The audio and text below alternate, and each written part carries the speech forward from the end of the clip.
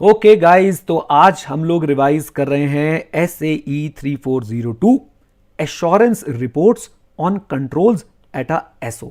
बहुत ध्यान से इंपॉर्टेंट ऐसे है, छोटा सा ऐसे है, बहुत आसान ऐसे है, हाई स्कोरिंग ऐसे है, SAE है, आई शुड से स्टैंडर्ड है, तो छोड़ना नहीं है। SAE 3402 किससे डील करता है? एश्योरेंस रिपोर्ट जा रही है किस पे? कंट्रोल्स पे। कौन से कंट्रोल्स पे? जो कहां पे? सर्विस ऑर्गेनाइजेशन में।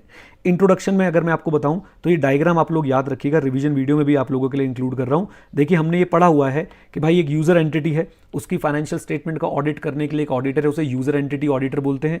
और फिर इस यूजर एंटिटी ने अपना कोई एक process, for example payroll processing जो है वो आउटसोर्स कर रखा है एक सर्विस ऑर्गेनाइजेशन को।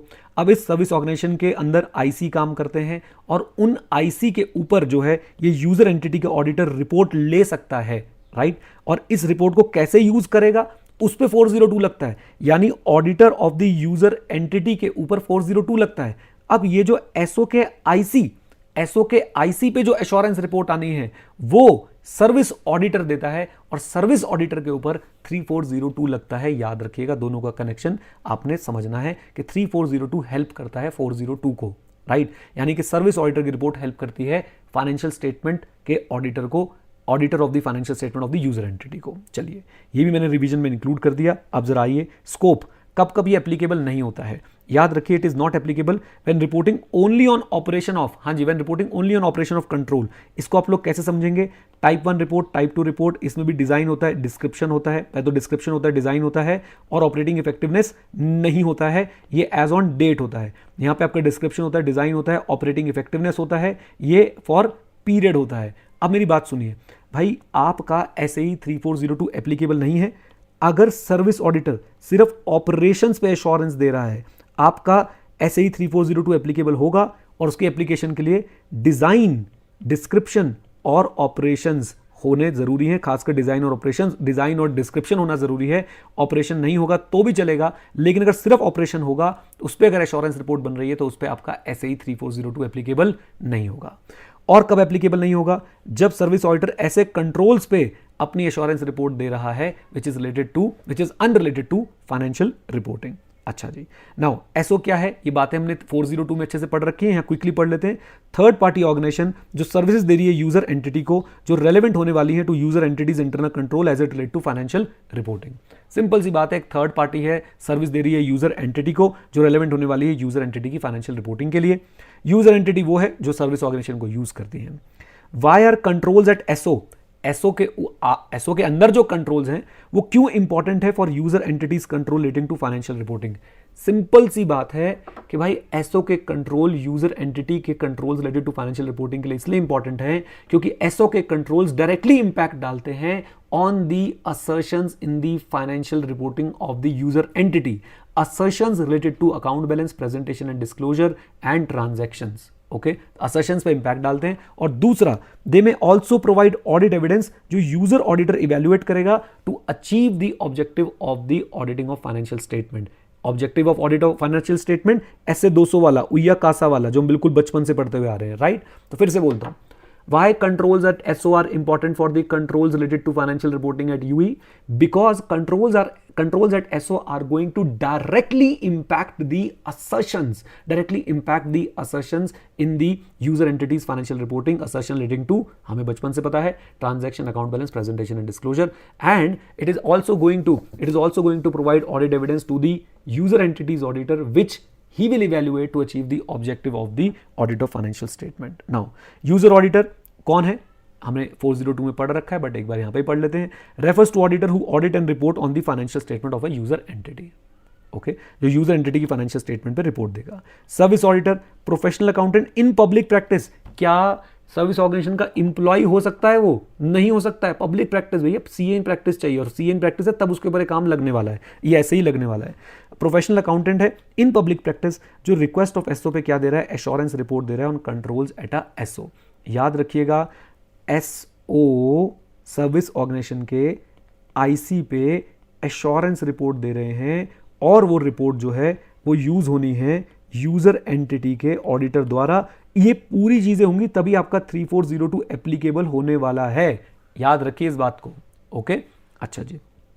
Then objective of the service auditor, class मैंने डिफरेंट तरीके से पढ़ाया था, चलो अभी मैं उसी तरीके से पढ़ाता हूं। ऑब्जेक्टिव को पढ़ने से पहले टाइप 1 टाइप 2 रिपोर्ट पे आ जाते हैं। टाइप 1 रिपोर्ट में क्या क्या होता है? डिस्क्रिप्शन ऑफ द सिस्टम, ये दोनों में ही क्या होगा? कॉमन होगा, टाइप 1 में भी टाइप 2 में भी। डन। टाइप 1 रिपोर्ट में फिर क्या मिलती हैं? असर्शंस मिलती हैं। असर्शन किन चीजों को लेकर मिलती हैं?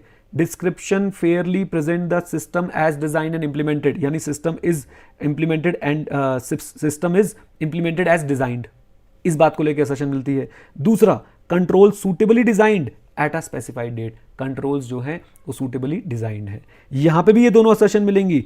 Description presents system as design and implemented, फर्क क्या आ गया?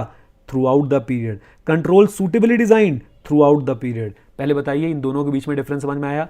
डिस्क्रिप्शन दोनों में आएगा, डिस्क्रिप्शन के बाद असर्शन दोनों में आएंगी। टाइप 1 में पहली असर्शन किसको लेके आ रही है? System is implemented as design but as on date. Type 2 में पहली असर्शन आ रही है system is implemented as design but for the period. Okay. Type 1 में असर्शन नंबर 2 क्या आ रही है? कंट्रोल सूटेबली डिजाइंड है एज ऑन डेट, यहां पे कंट्रोल सूटेबली डिजाइन है थ्रू आउट द पीरियड। और टाइप 1 में तीसरी असर्शन नहीं है, यहां पे एक असर्शन एक्स्ट्रा है, controls operated effectively throughout the period. Done. अच्छा, फिर उसके बाद तीसरा पार्ट क्या है टाइप 1 रिपोर्ट का? सर्विस ऑडिटर की assurance report, reasonable assurance on the written assertions above. और यहां पे भी यही है, सर्विस ऑडिटर की assurance report, reasonable assurance on written assertions above include description of test of control and result. ये यहां पे एक्स्ट्रा है, test of control and results, क्योंकि भाई ये टाइप 1 में हुआ ही नहीं था, तो वहां पे हम लोग क्यों देंगे? ऑपरेटिंग इफेक्टिवनेस टेस्ट होंगी तभी टेस्ट ऑफ कंट्रोल होगा, तभी उसका रिजल्ट आएगा। अच्छा, ये पढ़ने के बाद अब आप ऑब्जेक्टिव्स को बच्चा समझ सकते हैं। ऑब्जेक्टिव्स में कुछ है ही नहीं, रीजनेबल एश्योरेंस लेनी है based on suitable criteria whether in all material respect, description fairly present and design, यानी system is implemented as design, date type 1 throughout the period type 2 1 2 controls were suitably designed. Okay. 3 सिर्फ और सिर्फ type 2 report में controls operated effectively to achieve the, हाँ जी, to achieve the control objectives. Done. And फिर इसके ऊपर हमने क्या कर देना है? Report in accordance with service auditors finding. तो बेसिकली उन्हीं 3 असर्शंस को लेकर रीजनेबल एश्योरेंस ऑब्टेन करना, ये सर्विस ऑडिटर का ऑब्जेक्टिव है। कौन सी 3 असर्शन को लेकर? जो टाइप 1 टाइप 2 रिपोर्ट में आती हैं। ओके। चलिए, अब मैंने एक चैलेंज लिया है आपके साथ।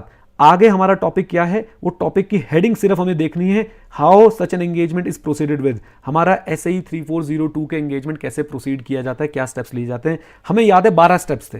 मैं बिना किसी मेमोरी टेक्निक के, बिना किसी लप्पू झना टेक्निक के, मैं आप लोगों से बस फ्लो में बात करना चाहता हूं। देखते हैं 12 में से कितने लिख पाते हैं।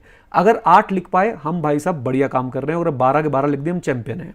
Number 1 ethical requirement, number 2 acceptance and continuance से related, number 3 suitability of criteria से रिलेटेड, जो थोड़ा सा इससे इंस्पायर्ड है, थोड़ा ओवरलैपिंग है, नंबर 4 कम्युनिकेशन से रिलेटेड। ओके, 4 बातें तो क्लियर होती है हमारी।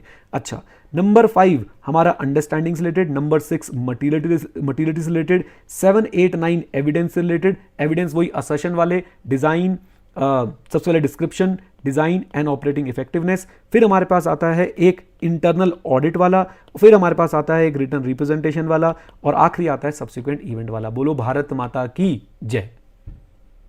ओके, तो देखिए मैं फिर से एक बार आपको प्रूव कर रहा हूं कि भाई रटना नहीं है, समझ लोगे ना। रटेंगे हम कहीं कहीं जगहों पे, लेकिन ज्यादातर जगहों पे आप समझ लोगे तो बहुत बढ़िया है। फ्लो में हमने सारे के सारे 12 पॉइंट्स बोल दिए। ओके, पुरानी मेहनत रंग लाती है। जैसे बेटा पैसा कंपाउंड होता है, वैसे नॉलेज भी कंपाउंड होती है।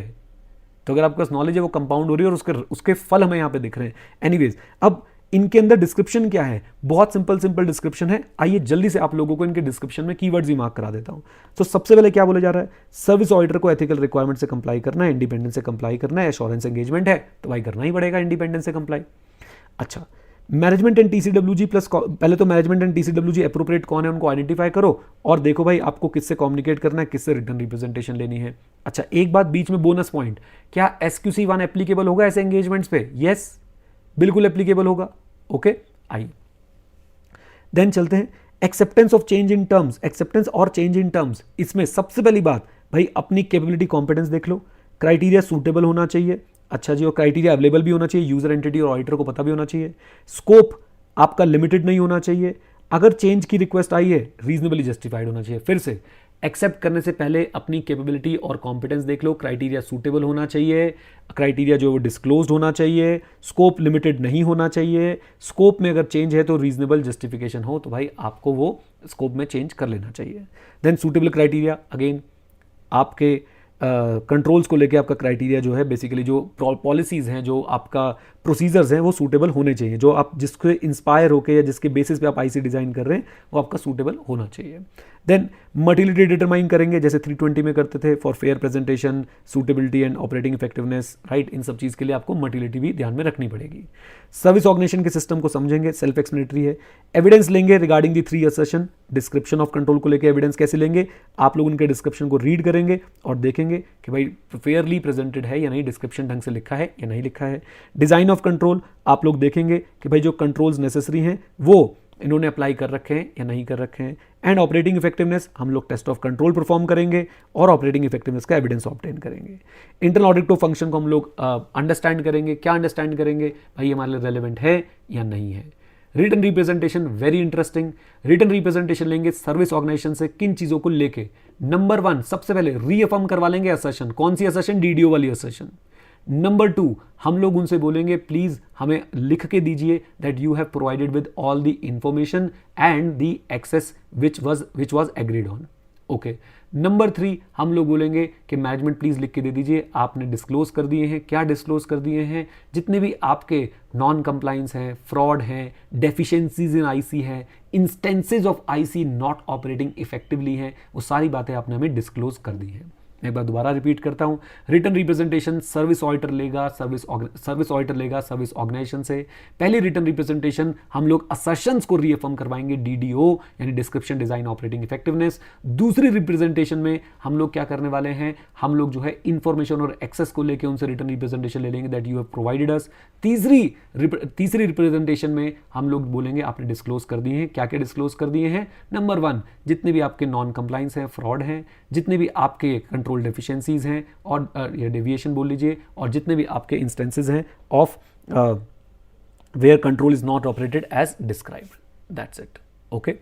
सब्सिक्वेंट इवेंट को लेके बहुत सिंपल, ये हमारी पीरियड की डेट है, ये हमारी सर्विस ऑर्गेनाइजेशन के आईसी की रिपोर्ट की डेट है। इन दोनों डेट्स के बीच में क्या कोई ऐसा इवेंट तो नहीं हुआ जो सिग्निफिकेंटली इफेक्ट करेगा किसको, एश्योरेंस रिपोर्ट को, उस पर भी हम लोग जो है एक इंक्वायरी कर लेंगे।